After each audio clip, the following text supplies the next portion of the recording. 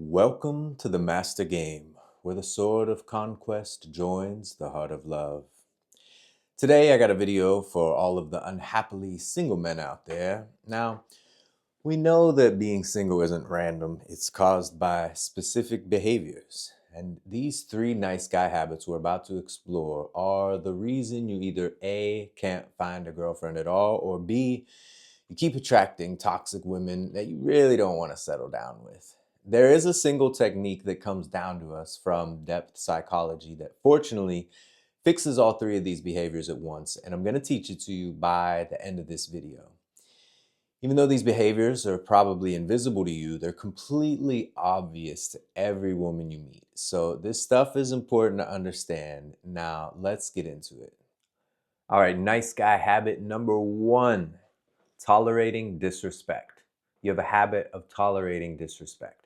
Now, this is the most important one to understand, and it's also the hardest to apply or uphold for yourself. It's the easiest to misunderstand, and there's some points in there that you probably don't expect and haven't heard before, so listen very carefully. Number one, being respected by your woman is the absolute foundational bedrock of a good and healthy relationship. Without that, nothing else matters. There is nothing else. You can't build a relationship unless it's on a foundation of respect. Now, some women, might unconsciously or unintentionally disrespect you. I would say that that's probably always the case. From some unintegrated trauma that she has, she might disrespect you. Now, your level of tolerance is at your own discretion. But what I recommend is that you have a zero tolerance policy. And that doesn't mean that you don't forgive and give second chances. What that does mean, if it happens at all, you call it out immediately. You say, look, what you just did there, what you said about me, that was disrespectful. And I don't tolerate that type of behavior in the people that I'm in a relationship with. So if this is going to continue into the future, we can't be together. And if they give you an apology and an expression of understanding and they let you know what they're going to do and work on within themselves so that this type of behavior stops and doesn't continue into the future, and you sense sincerity in that, then forgive them by all means and keep moving forward. There's no need to remain attached to anything in the past. But you have to uphold, for the sake of your own honor, pristine truth telling about your character. And this is where it can get tricky and where some people misapply it. A woman wants to trust you, continually wants to trust you deeper and deeper. She wants to surrender to you and know that you can hold her and all that she is and all that she has. And you're probably not a perfectly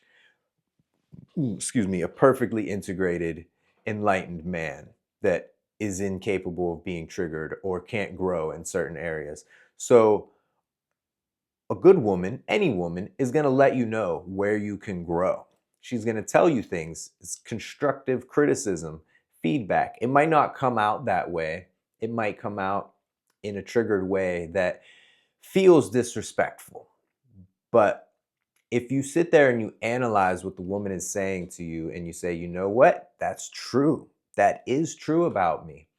Then that's not disrespect. That's just feedback that's very valuable. And you need to honor and uphold that and be grateful for receiving such feedback. Women are our greatest mirrors, and they show us the areas that we need to grow, the areas that we are lacking. Wherever there is discontent in your woman, that is a reflection of somewhere that you are capable of growing. So this is a very beautiful experience.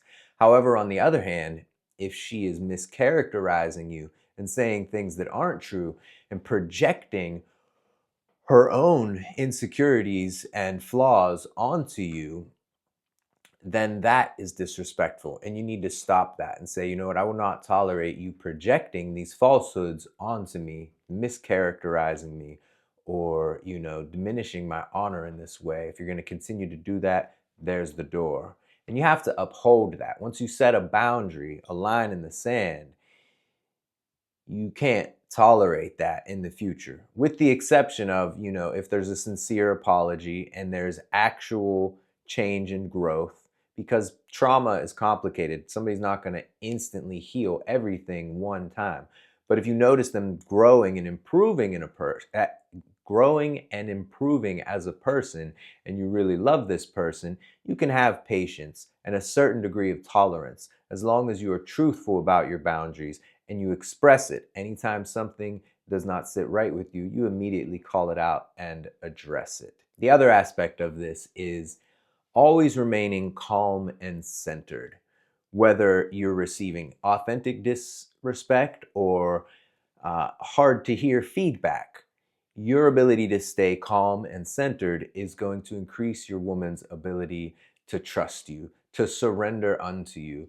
And this is going to increase the level of attraction and desire and pleasure that vibrates between the two of you. It's going to make your relationship more hot and more harmonious. So, doing all of the inner work that you need to do to be a calm, centered, stable person is really, really important. And you can reframe any discontent from your woman that might seem to be annoying on the surface as something to be grateful for, because it's an opportunity to prove that you're there for her, and it's proving to her nervous system at a deep level that she can trust you. Under pressure, you show up, you don't fold. If she gets upset and then you immediately get upset, you're proving to her that you're not trustworthy. She can't actually trust you under pressure, and maybe she should, try to find a man that is more trustworthy under pressure, because this is a biological imperative that women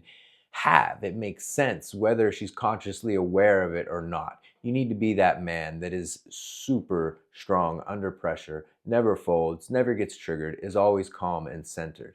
And that's a high bar, and that's where you should aim. Doesn't mean if you fail, you're a piece of shit.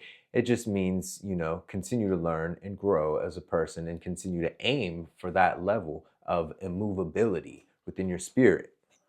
All right, now on to nice guy habit number 2: prioritizing your woman or your relationship over your purpose. Now, this one is hugely rampant today because most men aren't even aware of their purpose. So that's number one, being a man of purpose, committed to self actualizing your highest good upon the earth and continually growing in your capacity to do what you're here to do and to leave an impact that makes the world a better place, and that you actually change something through your presence here. You're not just some NPC going through the motions, indistinguishable from every other guy. Those people blend in and are nice. But when you have purpose and you put it before everything in your life, including your woman, this is not nice behavior, but it is something that women ultimately really respect. Again, biological imperative. A woman wants to know that this man before me is going to continue to create a good life. He's going to continue to grow, and he's going to continue to create prosperity and wealth and meaning and, love and wisdom that's in alignment with that meaning. Just all of the good things. A woman wants to know that you're committed to growing in that direction, not just staying where you're at and getting complacent, especially in today's world where everything is moving and evolving so fast. If you're not growing and evolving, you're dying. So a woman wants a man that is committed to growth. Where are you growing? You're growing into a deeper alignment with your purpose. You should be. And now, putting your woman before this.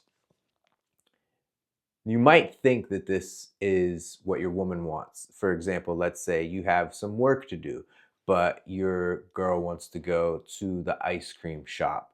And you might think, I really want to make her happy, so let me do that. At some level, she will sense that you have acted against yourself and your purpose, and that is weakness and failure of the highest degree, and she will not like that. Even though you're giving her what you want, she will respect you. Even though you're giving her what she wants, and apparently what you want, if this is how you're acting, she will respect you less for taking her out. really, she wants you to prioritize your actions and make space for her, make time for her, be a potent enough man that even if it's a little bit of time, it fulfills her. Being that potent comes from fully committing to your truth and actualizing your purpose. So, this balance between giving affection and doing the work, you have to find that balance. However, you have to know that as a man, your main purpose, your main goal, priority number one is to your soul's mission and to your purpose. And that your relationship is secondary to that. It might sound harsh, and that's why, nice guys won't do this. Nice guys will just people please and not put themselves in their mission first. But to really show up as the fullest, most honest, authentic, loving version of yourself, you have to put yourself first, and then you'll be the best that you can be, which is actually really the kindest, nicest thing. I don't even like the word nice. If you look up the etymology, it's crazy. I'll say it's the kindest thing that you can do for anyone. Prioritize your mission first and foremost. All right. And the final one for now, nice guy habit number 3. You ignore your wounds. So many people do this in today's world. So this is going to get into the technique that heals everything here. But I want to just say first this principle: stop pretending or stop trying to appear to be perfect. Stop trying to appear to be something that you're not.